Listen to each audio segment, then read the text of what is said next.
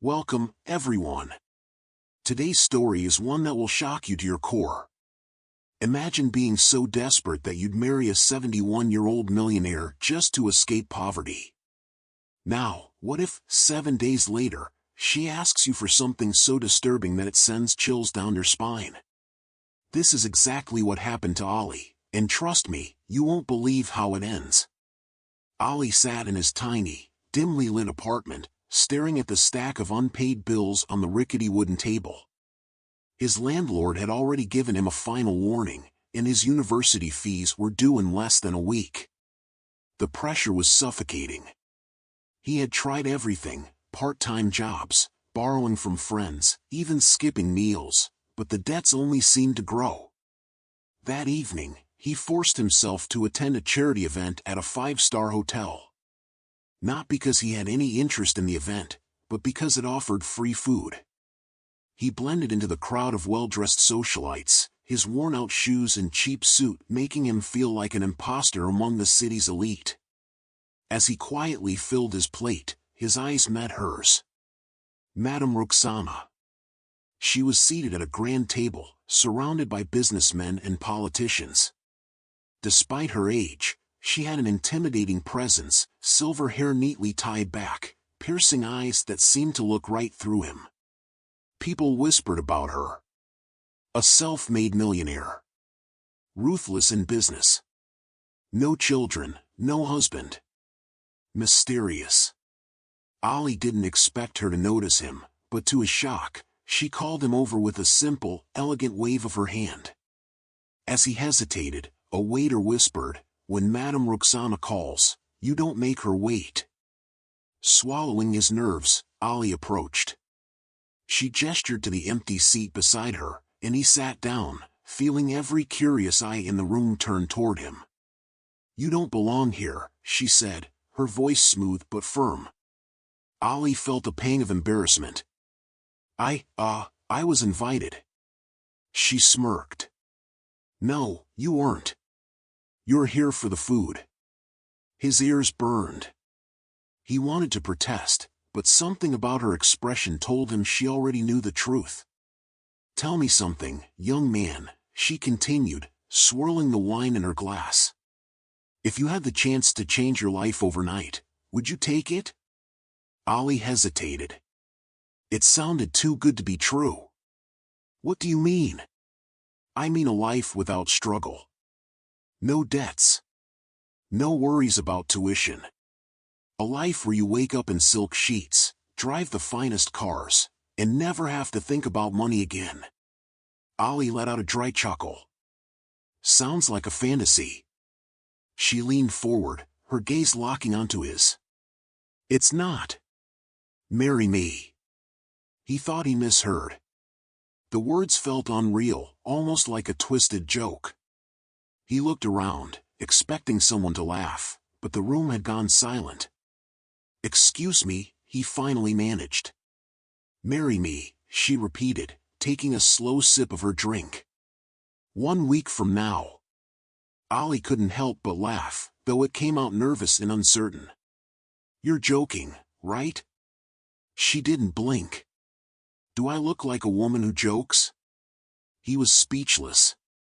The offer was absurd. A 71-year-old millionaire wanting to marry a struggling student? There had to be a catch. "Why me?" he asked cautiously. "You're young, ambitious, and desperate. That makes you flexible." Her words sent a chill down his spine. He knew there had to be something more to it, but his brain couldn't focus on anything except the possibilities. If she was serious, this was his way out. No more debt. No more sleeping hungry. He could have everything he ever dreamed of. Still, a voice in his head screamed at him to be careful.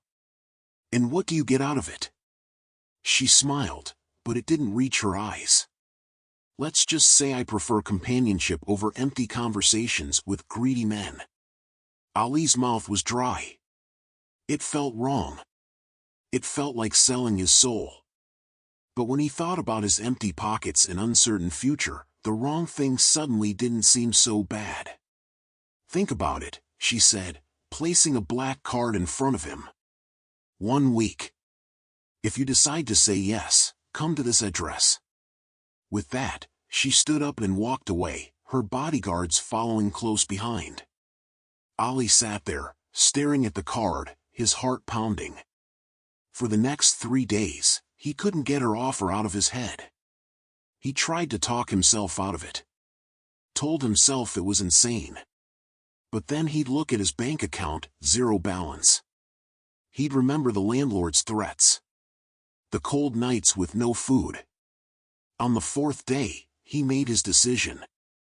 Standing in front of the massive iron gates of Madam Rukhsana's mansion, he felt a mix of excitement and dread. A guard opened the door, and he was led inside. The house was grander than anything he had ever seen: chandeliers, marble floors, expensive paintings that probably cost more than his entire education. Madam Rukhsana was waiting in the study, sipping tea as if she had been expecting him all along. "I see you made the right choice," she said, setting down her cup. Ali took a deep breath. "I just need to know one thing. Are there any conditions?" Her lips curled into a smile. "Just one. Once we are married, you belong to me." The words sent a shiver down his spine, but he forced himself to nod. "Fine." And just like that, the deal was made. The wedding was quick, almost businesslike. No grand celebrations, no family members, just a signature on a marriage certificate and a simple exchange of rings in front of a judge. The moment it was over, Ali felt the weight of his old life lift off his shoulders. He was now Ali Khan, husband of one of the wealthiest women in the country. Everything changed overnight. A brand new penthouse suite awaited him, filled with luxury he had never known. A sleek black Mercedes was parked outside, waiting for him. His bank account, once empty, now had more money than he had ever seen in his life. As he stood on the balcony of his new home, staring at the glittering city below, he couldn't believe his luck. He had won. Or so he thought. Next day, Ali awoke in silk sheets, the air around him scented with expensive cologne and fresh roses. Sunlight filtered through the massive windows of the mansion's master bedroom, casting golden streaks across the pristine marble floor. He stretched, sinking into the luxurious mattress, so soft, it felt like floating. A month ago, he had been waking up to the sound of his landlord banging on the door, demanding rent. Now, his mornings began with servants knocking gently before entering to place a fresh breakfast spread on a tray. "Good morning, sir," one of them greeted.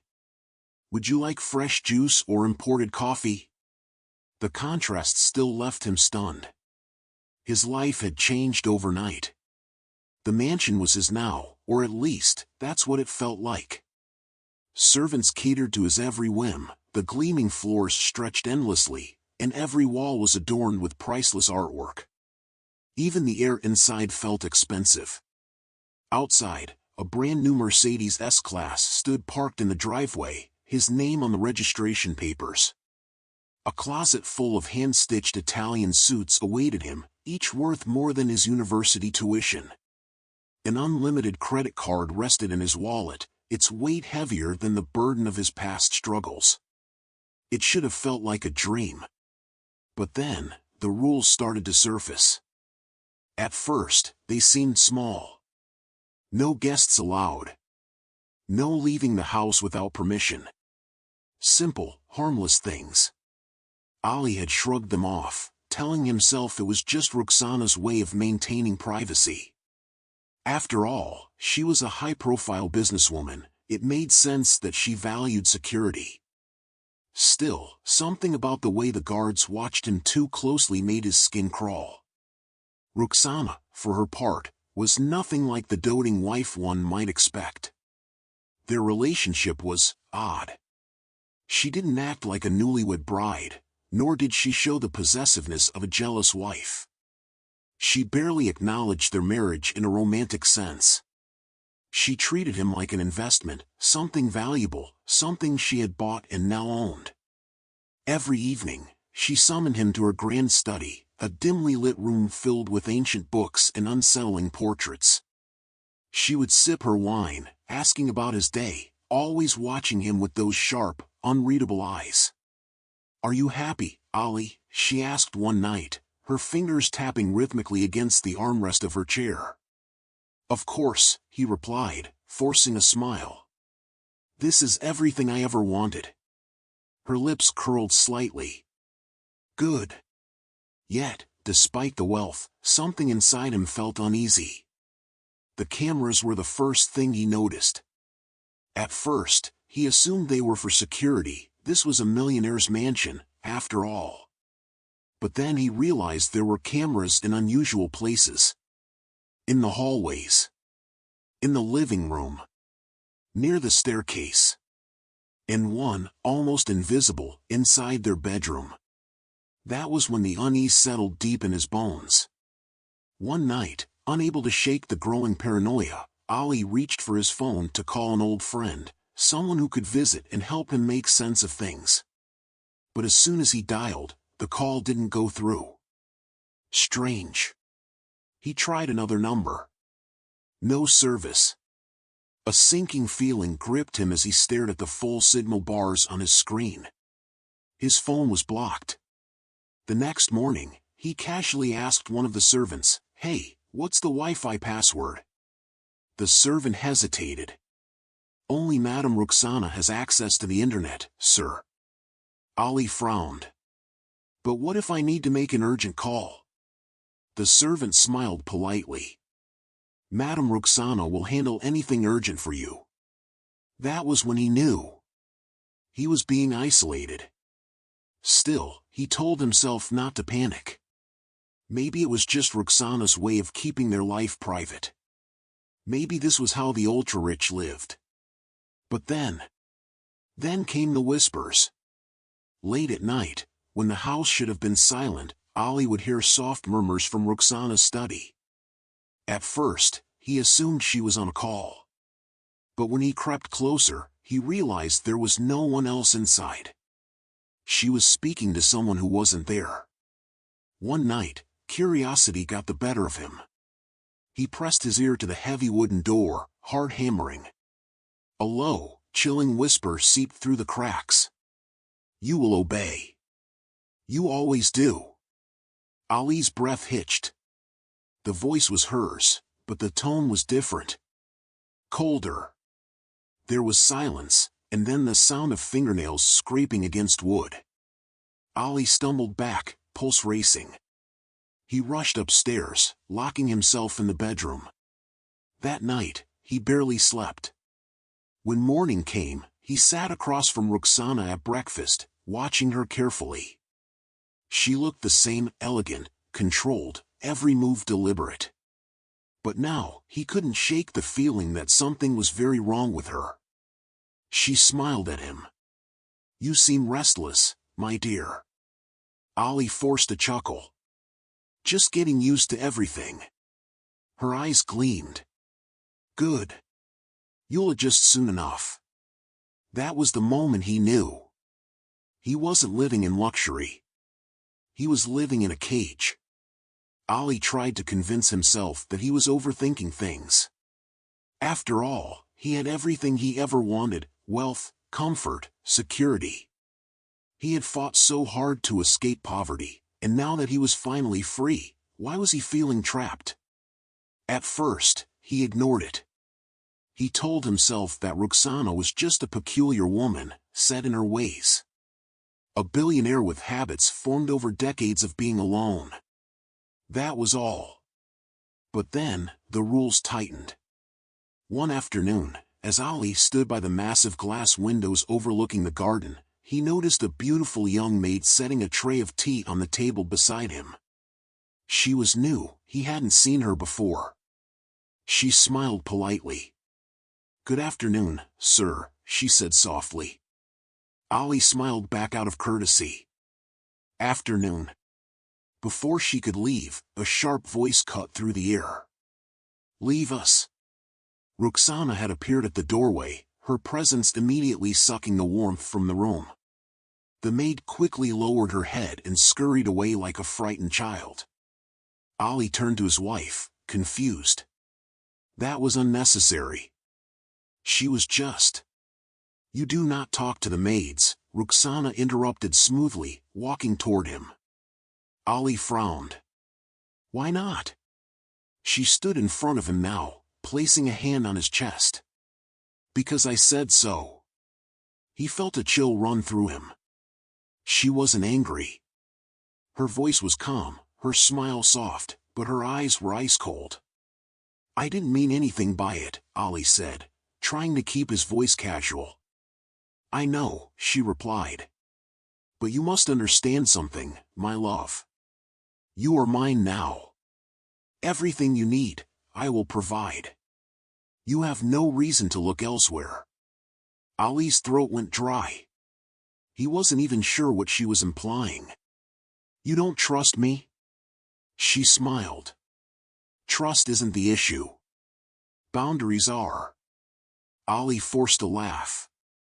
You make it sound like I'm a prisoner. Her fingers trailed down his arm, slow and deliberate. No, darling. You're a prized possession. And possessions must be protected. Something about the way she said it made his stomach twist. That night, as he lay in bed, staring at the high ceiling, he thought about her words. Possession. Not husband. Not partner. Possession. The next morning, Ali decided he needed fresh air. He had spent weeks inside the mansion, never stepping out alone. Rukhsana always had an excuse. She wanted him home for lunch, she needed him for an event, or she simply didn't like the idea of him wandering alone. But today, he felt suffocated. He grabbed the car keys and headed toward the garage. Just as he reached for the door handle of the sleek black Mercedes, a firm hand gripped his shoulder. He turned to find Kareem, the head security guard, standing behind him. A massive, stone-faced man who rarely spoke. Sir, Kareem said in a low, even voice. Where are you going? Ali blinked. Out. Just for a drive. Kareem didn't move. Madam Rukhsana has instructed that you are not to leave the premises without her permission. Ali let out a sharp laugh. I need permission to take a drive now?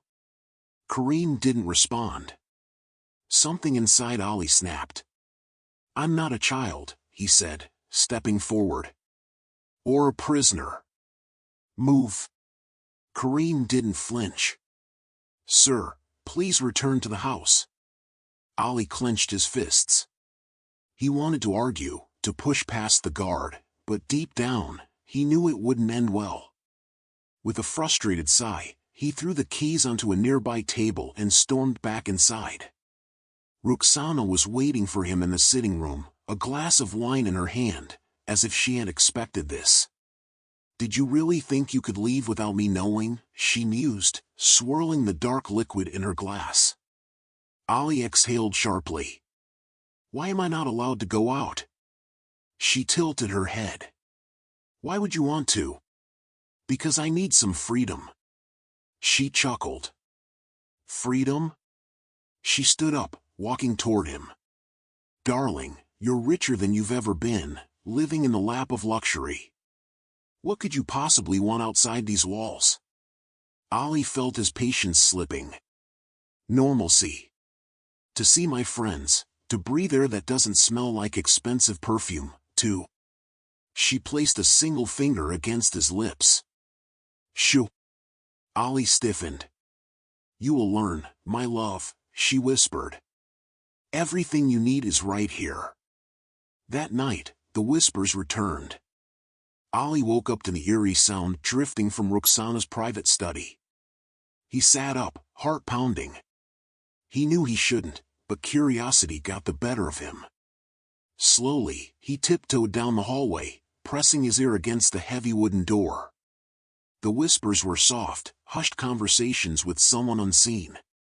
You will obey. You always do. Don't fight it. His skin prickled.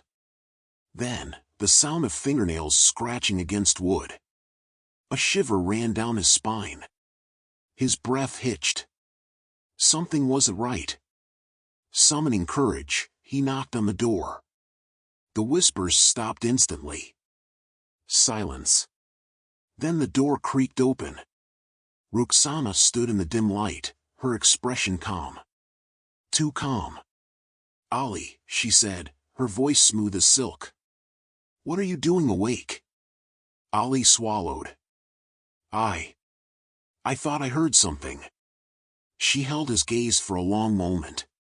Then, without looking away, she reached up and stroked his cheek. Her hand was ice cold. "You must be imagining things," she murmured.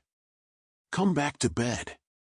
Ali wanted to argue, to ask her about the whispers, but something about the way she was looking at him made his stomach churn. Slowly, he nodded and turned away. As he walked back to their bedroom, he knew one thing for certain. This wasn't a dream life. It was a beautifully decorated prison. Ali sat at the grand dining table, staring at the extravagant meal laid before him. The long crystal chandelier above cast golden light over the polished plates, silverware, and steaming dishes that filled the table. It was a feast meant for royalty, yet he had no appetite. Something was off tonight. Rukhsana was unusually quiet. She sat at the head of the table, sipping her red wine, watching him. Not like a wife watches her husband, with affection, desire, or even warmth. Her gaze was calculating. Measuring. Ali shifted in his seat, clearing his throat. "You're not eating?" She smiled, setting her wine glass down. "I wanted to talk first." Ali tensed. "About what?" She leaned forward, fingers interlocked. "You've been here for 7 days now, my love. I assume you've had enough time to adjust to this new life." Ali exhaled slowly. "I wouldn't call it adjusting." She chuckled softly. "Oh, I know it hasn't been easy. You're still resisting." Ali's grip on his fork tightened. "Resisting what?" Rukhsana tilted her head slightly, eyes glinting with something unreadable. "Your purpose." A cold shiver ran down Ali's spine. "My purpose?" She nodded. "It's time I tell you why I married you, Ali." The air in the room suddenly felt heavy. Ali swallowed, nodding for her to continue. Rukhsana leaned back in her chair, her gaze never leaving his. "I didn't marry you for companionship. Or love. I married you because I need something only you can give me." Ali's stomach twisted. "What are you talking about?" She sighed, as if choosing her words carefully. "I don't need a husband, Ali. I need a son." The room fell into dead silence. Ali blinked, certain he had misheard her. "A son?" She nodded. "Yes." His pulse quickened. "I don't understand." Rukhsana stood gracefully, walking toward him. "I have built an empire over the years, Ali. A vast fortune. But I have no one to leave it to. No heirs. No family. And I refuse to let strangers or distant relatives get their hands on what I have spent my entire life building." Ali's mind was racing. "So, what does that have to do with me?" She smiled. "I have chosen you, Ali. You will become my son." Ali felt a chill crawl up his spine. "That's ridiculous. I'm your husband." "Not for long," she said smoothly. Ali's breathing grew shallow. You want to annul the marriage?" She waved her hand dismissively. "Something like that. But it's more than that. You see, I don't just want to erase this marriage, I want to erase your past." Ali stiffened. "What do you mean?" Rukhsana walked over to the side table, picking up a thick folder. She placed it in front of him. "Open it." Hesitantly, Ali flipped it open. His stomach dropped. Inside were legal documents. Papers detailing a full identity change. A new name, a new birth certificate, a new passport. And then he saw it. Adoption papers. His hands trembled as he scanned the documents. "You want me to legally become your son?" he whispered. "Yes." Ali's eyes darted to her. "That's insane." She didn't react, simply watching him with an unnerving calm. "If you sign those papers, Ali, you will no longer exist as you were before. Your records will be altered. Your past wiped away. You will be reborn as my son." Ali shot up from his chair, heart pounding. "And what if I refuse?" Rukhsana sighed, almost disappointed. "Why would you refuse?" Ali scoffed. "Because it's crazy. You can't just erase a person's existence and remake them however you want." She took a step toward him. "Why does it matter? You have no real ties to your past. No family worth holding on to. No friends who truly care about you. The world has never given you anything, Ali. But I am offering you everything." Ali shook his head, backing away. "I wanted wealth, yes. But not like this. This is unnatural." Rukhsana's smile faded. "I was hoping you'd understand." Ali's breathing was uneven. "This is why you married me?" "Yes," she admitted, her tone softer. "I saw something in you, Ali. The perfect candidate. Young, intelligent, desperate. Moldable." Ali clenched his fists. "I am not something to be molded." She tilted her head. "Aren't you? Look at you. 1 week ago, you were drowning in debt, invisible to the world. Now, you're standing in a mansion, wearing a suit worth more than your entire education. I made you, Ali. And now, I want to make you my son." Ali felt a wave of nausea. "What if I refuse?" he asked again, voice barely above a whisper. Rukhsana studied him for a long moment. Then, slowly, she smiled. "Then you leave with nothing." Ali stared at her. "I will erase everything I've given you," she continued. "The money, the cars, the mansion. You will walk out with only the clothes on your back. No connections. No safety. And you will never speak of me or this arrangement again." Ali's heart pounded. You would do that?" Her smile widened. "I always get what I want."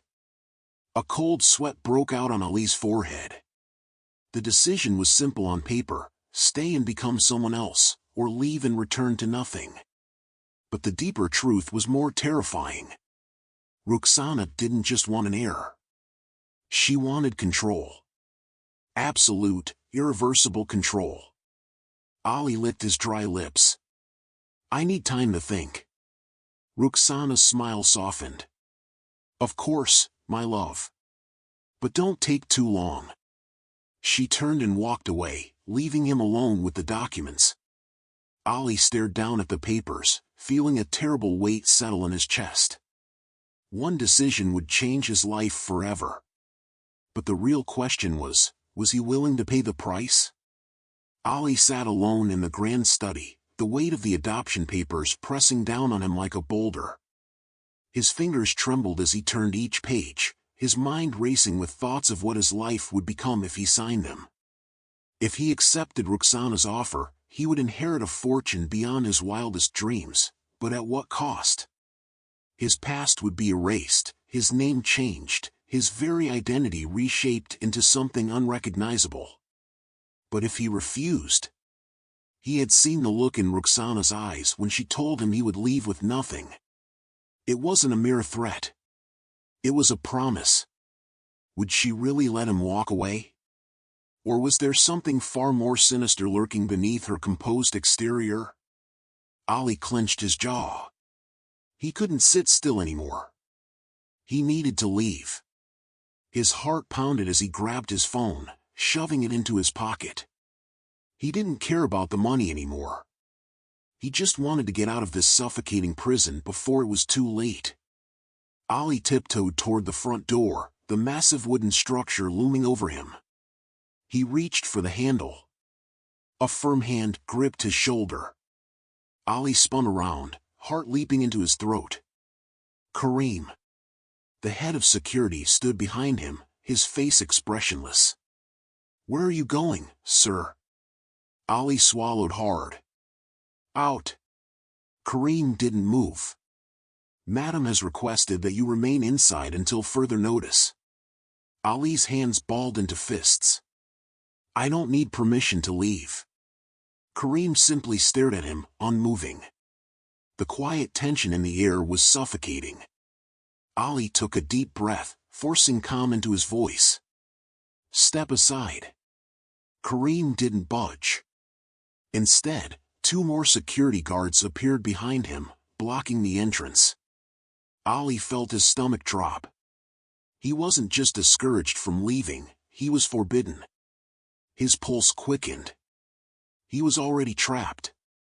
Something is wrong. Ali stormed back inside, his mind racing. Everywhere he turned, the servants watched him. Their expressions weren't hostile, yet something about them felt off. As if they knew something he didn't. The old butler, Bashir, offered him tea with a pitying look. The maids whispered as he passed, their eyes darting away when he met their gaze.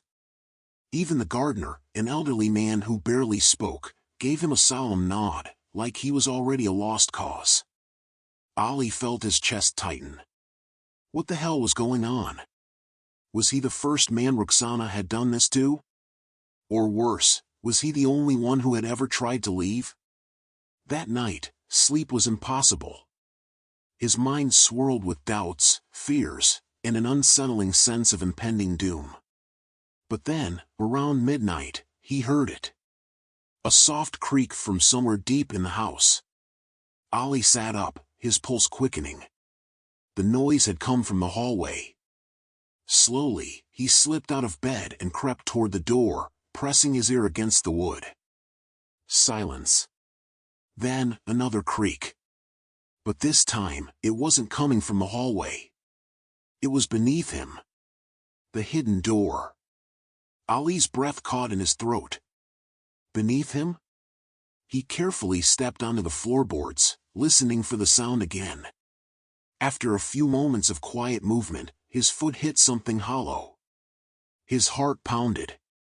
Carefully, he crouched down, running his hands along the floor until his fingers brushed against the edge of something. A seam. A hidden trapdoor. Ali's hands trembled as he pried it open, revealing a dark, narrow staircase leading downward. A damp, cold breeze slithered up from the darkness. Every instinct in his body screamed at him to turn back. But he had to know. What was Rukhsana hiding beneath this house? Taking a deep breath, Ali stepped into the darkness and began his descent. Ali's heart pounded in his chest as he stepped cautiously down the hidden staircase. The air grew colder with each step, thick with dust and an unsettling dampness. The dim glow from his phone barely illuminated the narrow passage, but he could make out stone walls, old and untouched, as if this place had been hidden for decades. A heavy wooden door stood at the bottom. He hesitated. His instincts screamed at him to turn back, but something inside, a deep, gnawing need for the truth, pushed him forward. With a trembling hand, he gripped the iron handle and pushed. The door creaked open. Ali stepped inside. The room of secrets. Rows of metal filing cabinets lined the walls. A single desk sat in the center, covered in old documents, faded photographs, and leather-bound folders. The smell of aged paper mixed with something metallic, something unsettling. Ali's breath hitched as his eyes landed on a stack of ID cards. He reached for the top one, his fingers shaking. Tariq Ahmed, age 24, married to Rukhsana Iqbal. Beneath it, another. Bilal Hussein, age 22, married to Rukhsana Iqbal. Then another. Same pattern. Young men in their early 20s. Poor backgrounds. Desperate. All married to Rukhsana. Ali's stomach twisted. He flipped through the IDs faster now, his breathing ragged. There were at least 10. But there was one thing missing. Where were they now? A cold sweat broke out on his forehead. None of these men were in her life. None had inherited her wealth. So where did they go? His eyes landed on a leather file marked confidential. He grabbed it and flipped it open. A sinister truth. Inside were bank records, legal documents, and medical reports. Ali's hands trembled as he scanned the first few pages. Massive money transfers. Insurance claims. Property acquisitions. Then he found something far worse. Medical reports detailing organ transplants. His heart stopped. Names of donors. Names of recipients. All previous husbands were listed as donors. Ali staggered back, bile rising in his throat. She didn't just marry these men. She used them. He flipped to the final page of the file, his vision blurring with horror. A document with his own name on it. Ali Rahman, prospective organ donor. A shiver of pure terror ran down his spine. His blood type. His kidney condition. A list of organs marked viable. He was never meant to inherit anything. He was meant to be harvested. She knows. Ali's hands clenched into fists. His breath came in short, panicked gasps. He needed to get out. Now. But before he could turn, a soft voice cut through the silence. So, you found it. Ali froze. Rukhsana. She stood in the doorway, her silk robe draped around her like a queen surveying her empire. But her face was twisted in cold fury. Ali's mouth went dry. What is this? Rukhsana stepped inside, her heels clicking against the stone floor. You already know. Ali gritted his teeth. You killed them. She sighed, almost bored. Killed? No, Ali. I gave them a purpose. A chance to be part of something bigger than themselves. Ali shook his head, his pulse hammering. You harvested them like cattle. Rukhsana tilted her head. Do you know how many people need transplants in this country, Ali? Do you know how many powerful people are willing to pay for them? She gestured toward the files. These boys were nothing. They had nothing. I offered them a choice. They could live in luxury for a while, be pampered, adored, given everything they never had. And in return, they made a contribution. Ali felt his stomach lurch. You tricked them. Rukhsana's smile was chilling. No, Ali. They chose. His mind reeled. He could barely breathe. And me? His voice was hoarse. Was I ever meant to be anything but a resource? She sighed, almost disappointed. Oh, my love. I had high hopes for you. Ali took a step back. Rukhsana's eyes darkened. But now that you know the truth, she lifted her hand. A shadow moved behind her. Ali's blood ran cold. Kareem. The head of security stepped forward, his massive frame blocking the only exit. Ali's chest tightened. He had two options now, fight or die. And he was not ready to die. Without thinking, he grabbed the nearest metal chair and swung it at the light bulb above. The basement was plunged into darkness. And Ali ran. The moment Ali shattered the light bulb, darkness swallowed the basement.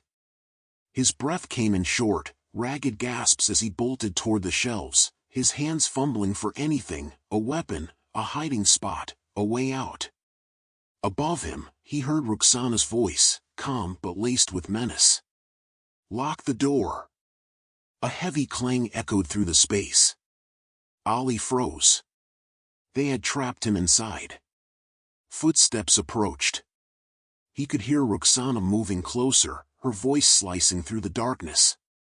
"Ali," she called, almost gently. "There's no need to be afraid." Ali gritted his teeth, pressing himself against the cold metal shelves. His heart was pounding so loudly he was sure she could hear it. "You've seen the truth now," she continued. "You understand why this is necessary." Ali stayed silent. He could hear Kareem breathing nearby, waiting, watching. "You think you have a choice, don't you?" Rukhsana sighed. "But look where you are." A soft click. A beam of light flickered on. She had a flashlight now. Ali barely managed to slip behind a cabinet before it swept past him. "I'm offering you something no one else will, Ali." Her voice was so eerily composed. "You get to be part of something important. You'll save lives." Ali felt sick. He could almost hear the blood in his veins rushing. She was completely delusional. "And in return, I'll make sure you're remembered. I'll give you a legacy." Ali clenched his fists. Legacy? The men before him hadn't been given legacies. They had been erased. He couldn't let that happen to him. Ali took a deep breath, forcing calm into his voice. "You're right." The room went still. Rukhsana didn't speak right away.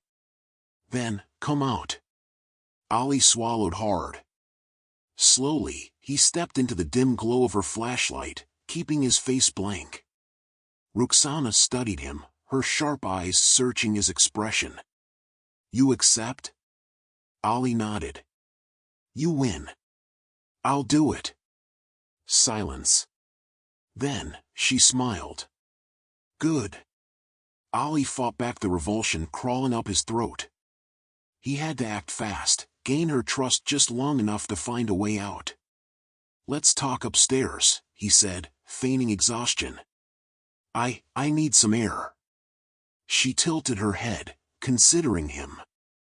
Then she nodded. "Of course. But first." Her eyes flicked to Kareem. Ali barely had time to react before Kareem grabbed his wrist, twisting his arm back. Pain shot up his shoulder. Ali gritted his teeth. "What the hell?" Rukhsana smiled. "Just a precaution. I've learned my lesson with the others." Kareem reached into his jacket and pulled out a syringe. Ali's blood turned to ice. "No," Ali struggled, thrashing wildly as Kareem pinned him down. The needle hovered near his arm. Ali did the only thing he could. He bit down on Kareem's hand, hard. Kareem roared in pain, loosening his grip just enough. Ali yanked free and shoved him backward. The syringe clattered to the floor. Rukhsana's smile vanished. "Get him!" Ali lunged toward the desk, rifling through the drawers. His fingers closed around something cold. A phone. His heart leaped. He pressed the power button, it was still charged. He had to call for help. But before he could dial, the entire basement went dark. The emergency light flickered off. The flashlight slipped from Rukhsana's hands, rolling across the floor. The room was completely silent. Then, a whisper near Ali's ear. "Follow me." Ali whirled around. A shadow moved in the darkness. Before he could react, a hand grabbed his wrist, but not roughly. It was a smaller hand. Steady. Leading him. "Who?" he whispered. "No time." The voice was hushed but urgent. Feminine. A maid? A servant? Someone on the inside? Ali's feet stumbled after the unseen figure as they weaved through the darkness. Behind him, Kareem cursed, fumbling for the dropped flashlight. Rukhsana's voice was sharp with fury. Find him. Ali's pulse raced. Whoever was leading him knew this place well. A door creaked open, and suddenly, they were moving up another hidden staircase.